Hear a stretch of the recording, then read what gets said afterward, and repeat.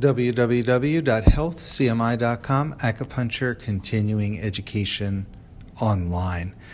Today, acupuncture beats drug for endometriosis relief. In a recent study, the application of acupuncture outperformed mifepristone for the alleviation of endometriosis and related pain. So acupuncture had a 92% total effective rate, and mifepristone, which is also known by its trade name RU486, had a 52% total effective rate.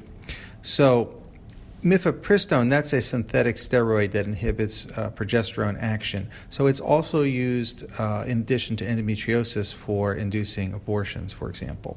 In this case, we're using mifepristone for its ability to inhibit endometrial proliferation. So if you visit healthcmi.com, you'll find that mifepristone RU486 is a helpful drug for the relief of endometriosis. However, acupuncture was even more effective, so that's also very interesting. So you can go to healthcmi.com, click on news, the news link, and the July 11th article of 2017 entitled Acupuncture Beats Drug for Endometriosis Relief will give you the exact specifics of how much mifepristone was used, exactly what acupuncture points were used, how it was done, how the results were achieved. This is very important because there can be quite a bit of suffering in cases of endometriosis. The dysmenorrhea, the menstrual cramping and pain, can be severe, so we cannot underestimate the value of these results.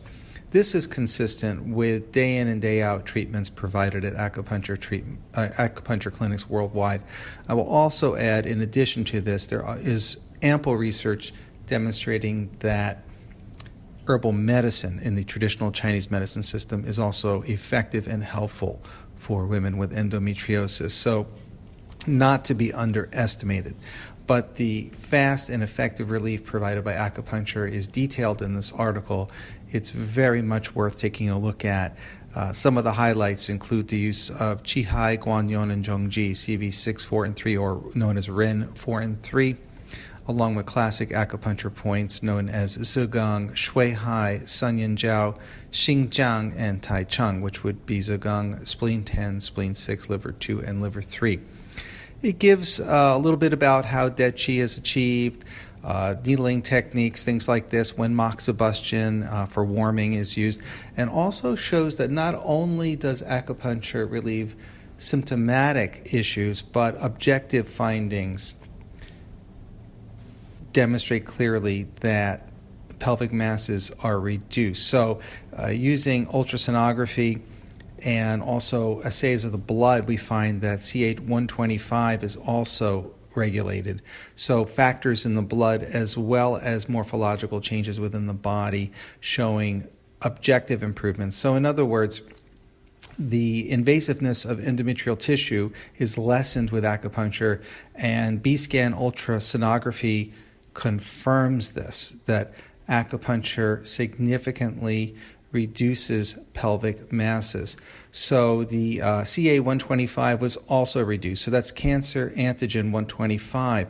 And CA125 is also clinically used for the diagnosis and management of endometriosis.